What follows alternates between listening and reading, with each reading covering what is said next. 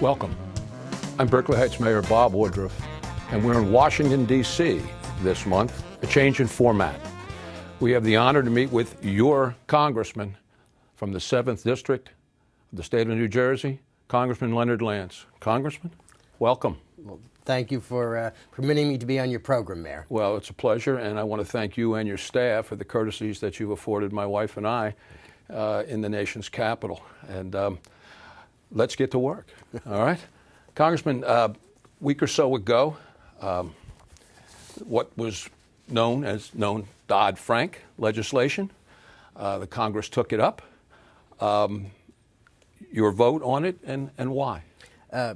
Dodd-Frank was legislation that was passed after the Great Recession, and it was passed very early in the Obama administration by the Democratic majority that then controlled both houses of Congress.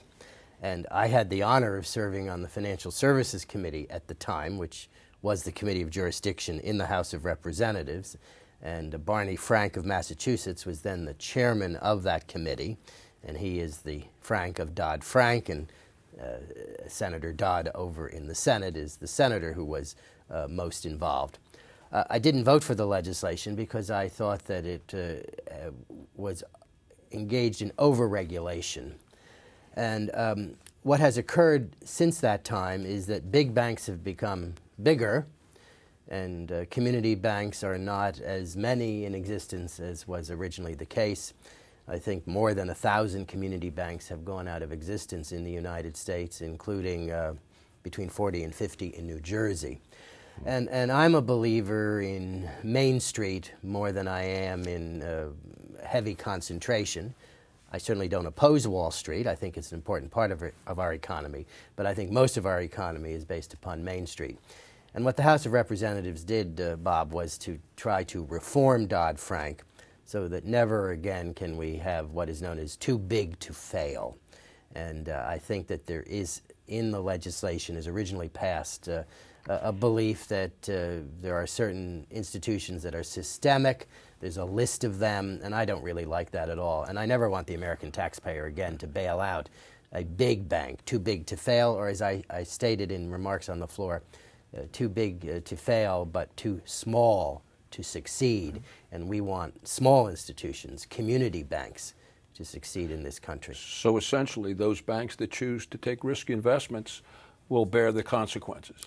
Absolutely, and as they should. And the community banks across this country were in no way involved in the financial crisis. And I believe that that is an indication that they are extremely prudent and do a good job. And they serve communities like Berkeley Heights and other suburban communities in Union County and across the district I represent. And so if I have a belief in the way we should proceed as a society, I think we should bolster smaller institutions, including community banks. All right, thank you. Now, that's known as the Final Choice Act, is that correct?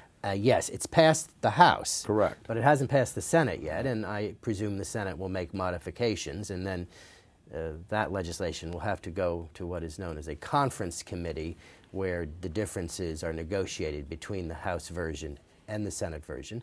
That assumes that the Senate will pass any piece of legislation, and that will require cooperation from Democratic colleagues in the U.S. Senate, because there is a 60-vote rule in the Senate to achieve cloture, to end debate on any issue, and so this will not be able to be passed in the Senate on a purely partisan vote, because the Senate operates differently from the way we operate in the House. We don't have the right to filibuster in the House, thank goodness. I don't want to have that right, and I think sometimes it's abused in the Senate, but in any event, it will require 60 votes for the legislation to proceed in the Senate. Okay. Congressman, an issue which is extremely close to all of your constituents, as well as other citizens in the state of New Jersey, is infrastructure. Obviously, you're familiar with what's going on now with the rail lines and the particular problems with Amtrak and the local lines in New Jersey. Obviously, at both ends of the state, we have major metropolitan areas in Philadelphia and New York where bridges, tunnels, trains are major issues. The President has spoken. about trying to get monies that are currently sitting overseas, have been earned, taxed overseas, but haven't come back because of tax implications, and perhaps directing that to the infrastructure needs of the country. Your thoughts on that? The President is accurate in my judgment that we need a different type of taxation on businesses. Our corporate tax rate in this country is 35%, the highest in the industrialized world, and we do not have a territorial system. In other words, if profits are earned abroad in most nations, then those profits can be brought back home without paying the differential in the corporate tax rate. That's not true in this country. And since our corporate tax rate is so high, profits earned abroad, taxes are paid abroad, but to bring those profits back home, companies have to pay the differential between the higher corporate rate here in this country and the lower corporate tax rate abroad. I oppose that system. I think if you pay taxes abroad, then you should be able to bring those profits back home, number one, to create American jobs, but number two, that might be a source of revenue for an infrastructure bill. And we certainly need an infrastructure bill in this country for reasons you have suggested. It's critically important for our region of the United States, and in particular, we need to build a gateway tunnel between New Jersey and New York. Let me say that I think that's a project that requires cooperation between both states. Funding should come in part from Albany, in part from Trenton, in part from us here in Washington, and also, incidentally, from the Port Authority of New York and New Jersey. Governors of New York tend to think that the Gateway Tunnel is of benefit to New Jersey. I wish governors of New York would look at basic geography. It's between New York and New Jersey. I think it benefits both states. Well, anyone working in New York from New Jersey pays taxes to the state of New Jersey. So that, by definition, is a benefit to them. And I want New York to remain the greatest city on earth, as it is at the moment. I want it to remain the financial capital of the industrialized world. There is now competition. Will it return to London, where it was 100 years ago? Might it go to Shanghai? I think it's critically important to the district I represent, critically important to the municipality you represent, to make sure that New York remain preeminent in these matters, and that's why we need an infrastructure bill, and we need an infrastructure bill for other reasons as well. Okay. Congressman, the Trump administration has at least initially put forth some thoughts on tax reform, and I know that you've commented somewhat on that. Where do you stand? Obviously, when tax reform is suggested by any administration, everybody has their pet projects. Everybody has that which they think is most needed by their state or by their district. That's understood. Doesn't matter which party you are. That's common. What are your thoughts on the prospective tax reform as presented by President Trump? I would like to see lower rates. I think our rates are quite high enough, and certainly I think the corporate rate should be reduced.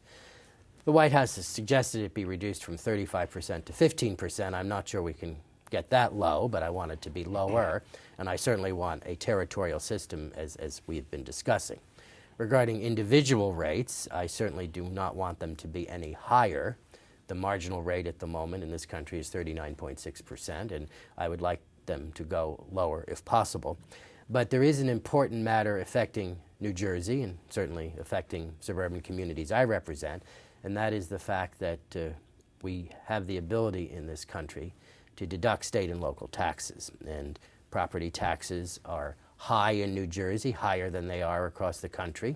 I know that you do an excellent job in Berkeley Heights to make sure they're as low as possible, but we do have in New Jersey a system of funding our public schools largely through property taxes. Berkeley Heights would be an example of that. You get precious little state aid regarding the funding of your schools.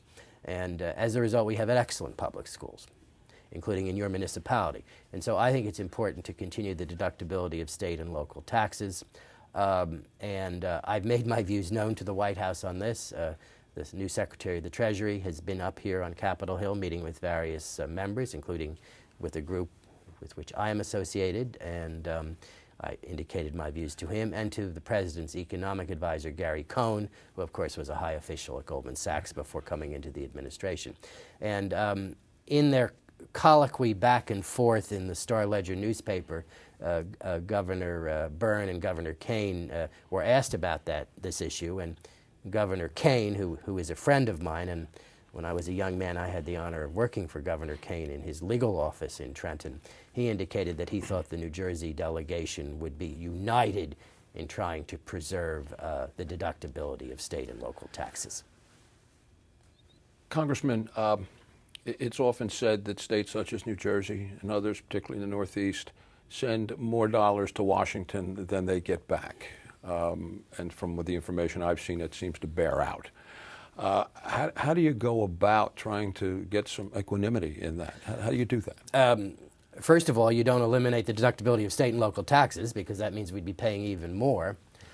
New Jersey will never be number one in what we receive back, because we are more affluent than the average state. And also, we don't have a lot of military bases.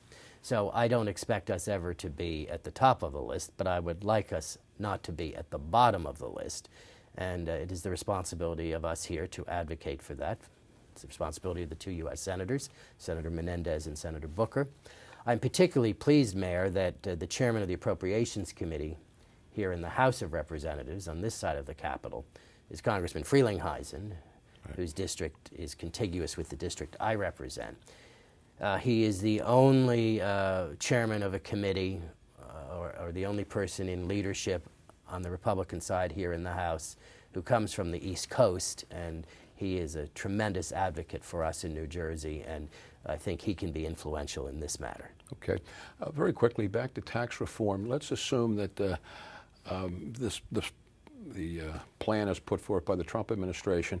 What's the process between the Senate and the House? Because it's the process that's the issue most of the time. Yes, What is it? A tax reform took 2 years in the middle 1980s, the last time there was a significant revision, 1985 and 1986. Some have suggested, I do not think accurately, that we can perform this by our August recess. I think it'll take some time. And the process is that we would pass a bill here. It would come out of the Ways and Means Committee, and then we would pass it on the floor, and then it would move to the Senate. The question is whether it will be involved in a very technical procedure known as reconciliation that would only require a simple majority in the Senate, or whether it would operate under the more traditional rules of open debate, and then that would require cloture, and that is 60 votes. That has yet to be determined. My own view is that it's unlikely that we will have major tax reform right away. And I would like to see hearings on this and deliberations and a major bill based upon a consensus that can be developed. And that would include a participation by the other side of the aisle politically. Okay. Well, thank you, Congressman. We're going to take a break now. We'll be back shortly to continue our discussion with Congressman Leonard Lance. We're back with Congressman Leonard Lance, your congressman from the 7th District of the state of New Jersey. Congressman, let's get to an issue here which has been around now for about 8 or 9 years, when commonly known as Obamacare, but the ACA, if you would, passed 8 years ago without any Republican votes. And things have occurred over the last 8 years, and there are rumors, and that's really all they are anymore in the newspapers, I suppose, that the Senate may be close to doing something. Talk a little bit about health care, your thoughts about it, why we've gotten here, and where do we need to go? I think we need to reform the ACA, the Affordable Care Act, as it was designated, and some call it Obamacare, and I don't mean that as a pejorative. I think President Obama has called it that. The premise was that there would be the exchanges across the country, and that a lot of people would receive health care insurance through the exchanges. Actually, more people have received health care insurance through the expansion of Medicaid, and so the analysis was not particularly on target in that regard. And regarding the exchanges, they're not doing as well as they should be doing. New Jersey originally had 5 insurers in the exchanges. We're down to 2. 1/3 of the counties in this country have only 1 insurer. Now, that's not 1/3 of the population, Bob. Right. It's largely in rural counties in the Middle West and the South and the Rocky Mountain West. However, it's clear that that legislation needs reform. The bill that passed the House, however, does not really reform the system, in my judgment, the Congressional Budget Office scored it as not leading to lower premiums, and I think we want to get to a system where we lower premiums. And also, New Jersey was a state that expanded Medicaid, and at least 500,000 New Jerseyans now rely on that expansion of Medicaid. I don't know what the Senate will do, but I am sure that the Senate will not pass the bill that was passed in the House. And there were Republicans in New Jersey, Congressman Smith, Congressman Lobiondo, and I, who did not support the House version. I also think it's very important to make sure that nobody is denied coverage based upon a pre-existing condition. And that's a challenge in the House version of the bill. And certainly the Senate is not going to pass the House version of that. We are lucky in New Jersey that there is statutory law from the state going back quite a few years. Nobody can be denied coverage in New Jersey based upon a pre-existing condition, but that's not true across the country based upon the House bill, in my judgment. And so I think we need reform. I'm sorry that the Democrats have not come to the table yet. I think it would be better if there were bipartisan reform.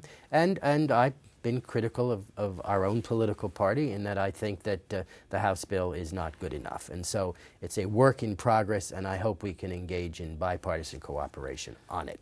Let's assume, for purpose of our discussion, that the Senate cannot come up with a bill that is satisfactory or get the 51 votes. I think that's apparently a parliamentary decision was made recently on that issue. The general consensus is that if nobody touches the ACA, it will fail. It will fall apart. And some people have suggested, let it fail, and let's try and do it all over. What are your thoughts on that?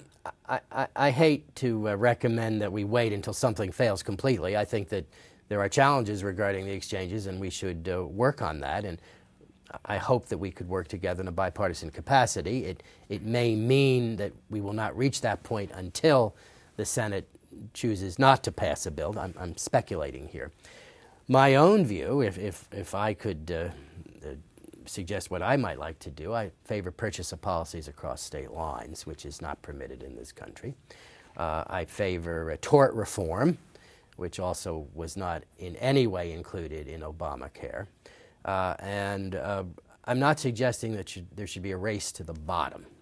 In other words, there would have to be some sort of minimum requirement so that you actually had real health care insurance. But I do think it would be a better system if the American people could purchase policies across state lines, could pool together like-minded interests, for example. And I would hope that if the Senate doesn't pass a version of the bill that has just passed the House, that we might move in that direction.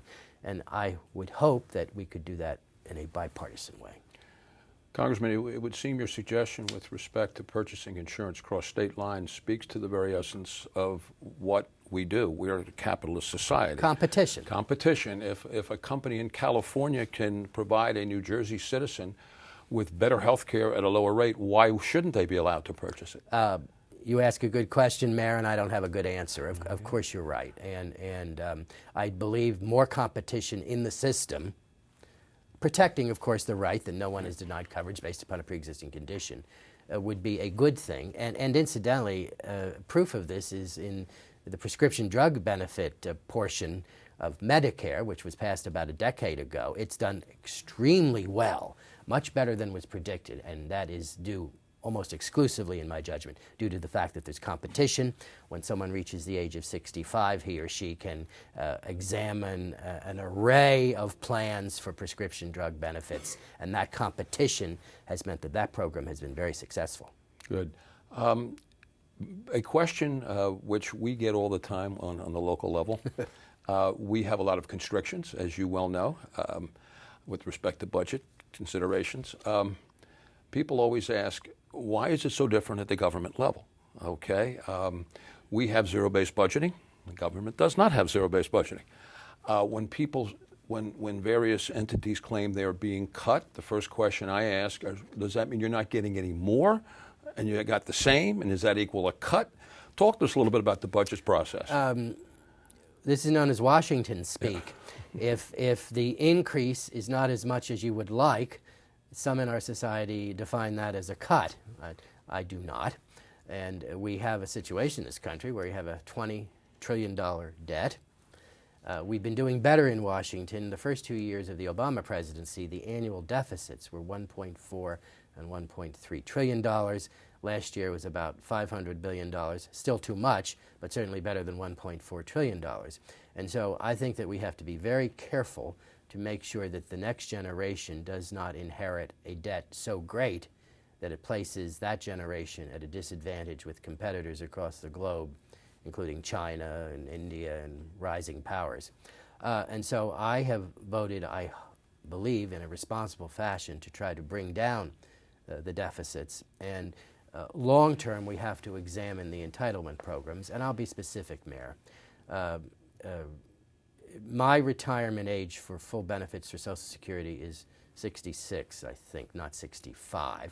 And that was determined in the 1980s by a compromise. President Reagan, a strong Republican, and Speaker of the House Tip O'Neill, a strong Democrat. And that preserved Social Security for a generation. I would suggest that young people in their 20s and younger might have to wait a year or two more for full Social Security benefits, maybe age 68 or 69. The trouble with that is that then I might be attacked as trying to lessen Social Security for those who are nearing retirement age. Nonsense. If you're in your 20s or your teens, you're not near retirement age. I would give the population a generation advance notice or a generation and a half advance notice, as I was given advance notice of a generation and a half. And I think that would be a perfectly acceptable compromise. I do not consider that to be a cut in Social Security. I would ask those who are viewing this program, do they believe that's a cut in Social Security? And when Social Security was enacted in 1935, the age expectancy in this country was dramatically lower than it is today. When Medicare was enacted in 1965, the age expectancy had increased, but it was still not where it is today. So that might be some of my suggestions as how we should move forward. Well, I think people also have to remember when it was enacted back in 1935, it was purely a safety net. In many instances, people see it as an entitlement towards their income. Times do change. There are enticements also that, obviously, as you and I know, being about the same age, that if you wait longer to get your Social Security, it will compound, and you'll get more at a certain time. So there are options out there, which I think helps the system. Yes, I couldn't agree with you more. And our parents' generation, the greatest generation, fought through to victory in World War II, much more in sacrifice than I personally have sacrificed. And so I would ask young people in their teens and 20s and even those yet to be born, please wait a year or two more, and I think that would be a tremendous way to reform the system. It sounds fair. Let's go a little bit into foreign affairs, only to the extent that it does impact our country. The President, following his trip to Europe, took a position with our NATO allies with respect to funding NATO. Yes. And also made a decision upon his return to the States to withdraw from the climate agreement. What are your thoughts on that? I think the President pointed out accurately that European countries should do a better job regarding our mutual security. And it is of benefit to us that we're in NATO, and it's certainly a benefit to the European nations. And we spend more as a percentage on these matters, military matters, than most of the European countries. And the President requested that the European countries, our allies, do a better job. And I support that. And I hope that they do a better job. It is the American taxpayer who is spending a great deal of funds for mutual security. I favor mutual security as mutually beneficial, but I think these European nations should do a better job. Regarding the issue regarding climate change, I'm sorry that we left the agreement. It was only voluntary. I think we should have stayed at the table, but I point out to constituents in Berkeley Heights that it was voluntary, and I think China and India should do a better job in that regard. I want to continue to be a leader across the globe. I would have stayed in, as was recommended to the President by Secretary Tillerson, the Secretary of State, and I hope we continue on the road to cleaner energy. And we've done a much better job in this country in the last 5 years, largely due to natural gas. Natural gas is a pollutant, but it has roughly half of the pollutant qualities of more traditional forms of energy. And I think we should continue to move in that direction, continue to move in the direction of even cleaner energy. But I am proud of the progress that has been made in this country over the last 5 years, and I hope that progress continues. Well, I think the President has indicated that with respect to the climate change, he's willing to reconsider. Yes. But he obviously wants something that he thinks is in the best interest of everyone, but most particularly our country. Of the United States of America. Correct. The President is the President of the United States. Yes, he is. And, well, listen, Congressman, this has been a tremendous opportunity, and on behalf of my constituents, our constituents, I believe you're six counties? Parts of six Parts counties. of six counties, yes. And hopefully we can get this this video out to as many individuals as we can. So, thank you. I'm a firm believer that our elected officials have the same First Amendment right as anyone who wants to talk with them, and that is, and we all have a right to listen to what you have to say. Thank you very much, Mayor. I thank you. Thank you all for joining us, and again, thank you, Congressman Lance, and have a good day.